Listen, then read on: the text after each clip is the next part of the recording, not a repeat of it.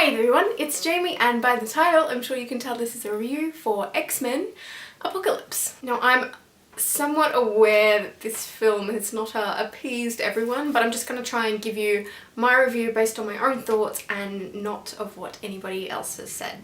So without further ado, here we go. Overall, I really freaking enjoyed this film. I know that there's been a lot of superhero films churning out over the past couple of years, and I'm gonna go so far as to say it's in probably my top 3 this film. Like top 3 of my favourite superhero films. X-Men films have always kind of held a special place in my heart. They never take themselves too seriously, and some superhero films, Batman vs Superman, do. X-Men for me is that kind of franchise you can go back to and it's just fun, and there's really great action scenes there and they're characters that you know and love, and it's just an enjoyable experience. So first of all, I'll talk about all the fantastic things about this film. Coming straight off the bat of Days of Future Past and our introduction of Quicksilver in that, they perfectly led him over into this film. The scene where the house is blowing up and he's just like puts Eurythmics on and is just running around the house and is just moving everybody just casually. Fan-flippin-tastic. So good, so funny. And I think there's only like 3 or 4 people in the screening that I went to, and I'm sitting there laughing my ass off and nobody else is, which actually might be a little bit telling of why it's been not getting the most fantastic reviews. Maybe everyone else is just heartless. Let's just leave it down to that. I was really nervous about how they were going to do Nightcrawler, because Nightcrawler is my favourite X-Men. He's just fan-freaking-tastic.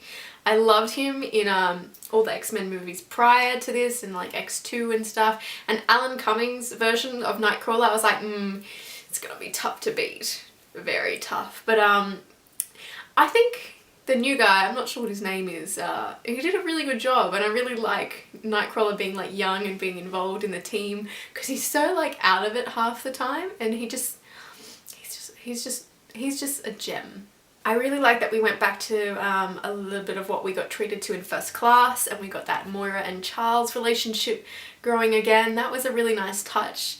I like to see romance done well in superhero films, and I did like this. Let's talk about Jean as the Phoenix. Now this was something that I suspected was going to be coming. I didn't know it was going to be in this film.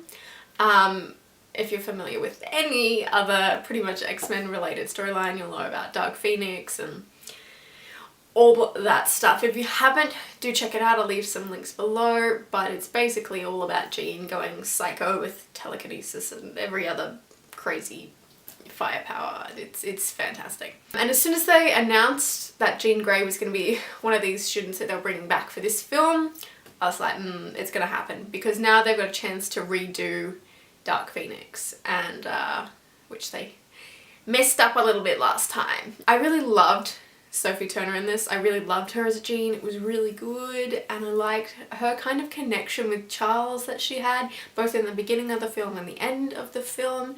You can definitely see that she's going to be like a key player in the movies to come. Now this might be one that is a bit controversial, but I really did like Oscar Isaac as Apocalypse. I did like the Apocalypse character. He had strong motives. I think it was really difficult to be able to take him down. I genuinely believed a lot of what he said he was going to do, which is what you kind of want in a villain. And overall, reasonably, I think he was a strong villain. Maybe not a layered or complex one, but strong enough in what he wanted to do and how he wanted to accomplish that. Mystique, Charles and Eric's relationship, like the 3 of them, that relationship, the dynamics of that, and kind of the love and the family, the screenwriters still play really well with that. I believe a lot of that, and I believe a lot of the tension that they have. Their relationship is just this complex mess, and I think it is one of the strongest aspects of the past kind of 3 films, is that these 3 characters and how they keep getting drawn back to one another and on different sides, and they're not perfect and all this kind of stuff, and I think that's really where the story always keeps coming back to. Now on to the bad things. No film is without fault, and neither is this one, as much as I did enjoy it. With further thinking, I don't understand a lot of the motivations for the four horsemen that were following Apocalypse. I kind of get Eric, you know, losing his family and everything. Can we just leave Eric alone? Poor Eric. It's just everyone dies. I'm like, can we just give Eric a break? Why can't we just let him have his family or friends or something nice in his life? I can't wait to see when he finds out that Quicksilver is his son. It just makes me keep thinking where Wanda is this whole time. Is there a Wanda in this universe? Can we have a Wanda, please? Yeah, but back to that motivation point, like I don't really get Storm. Like, he helped you out once, it doesn't mean you have to help him destroy the universe. It seems a bit bizarre, like, that she would stay with him, even up to the point where he was at. Like, you'd think you'd reach a point and be like, oh, no, he's not actually talking about saving the world. He's definitely talking about destroying it. No, I'm not down for that. Angel's a little bitch in this film, which is a shame. Actually, no, I think just generally the films don't handle Angel's character very well. He's always a little bit of a bitch. Just putting that out there. Just overall, that kind of recruitment process was lackluster. Like, why are these people following you? You made it out like in ancient Egypt these people would die for you. They are absolutely like your followers, that's it, they love you, done. Whereas the people you recruited now, they're like, oh, he's cool-ish. Oh, but now he's destroying the planet. No, no, that's not cool. Alright, maybe not. Let's talk about Psylocke's costume. Now, before you jump on me and be like, Jamie, but her costume is like similar to that in the comics. Yada yada yada. I'm just gonna say to you, her costume is ridiculous. Everybody else has pants but her. Why is she not wearing pants? She's running around fighting people in a leotard.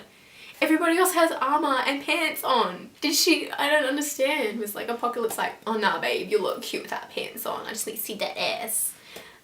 I don't know. It's just impractical and it's stupid. It's gonna be fantastic for cosplay purposes. It's a beautiful costume, but again, everybody else had pants and practical costumes. Why don't she have one? Like, it still could have been purple and had pants. Alright, I'm gonna stop because I can rant about this for days. So overall, I really did enjoy this movie. It was fun, it was action-packed. It was nice seeing kind of the new actors in the familiar roles, and yeah, just overall it was a solid X-Men film. I don't know if anyone else agrees with me. It's fine if you don't. But yeah, that's basically all from me on this film. Let me know what you think about the movie, or your favourite parts, your most hated parts, in the comment section below. And I will see you next time. Bye!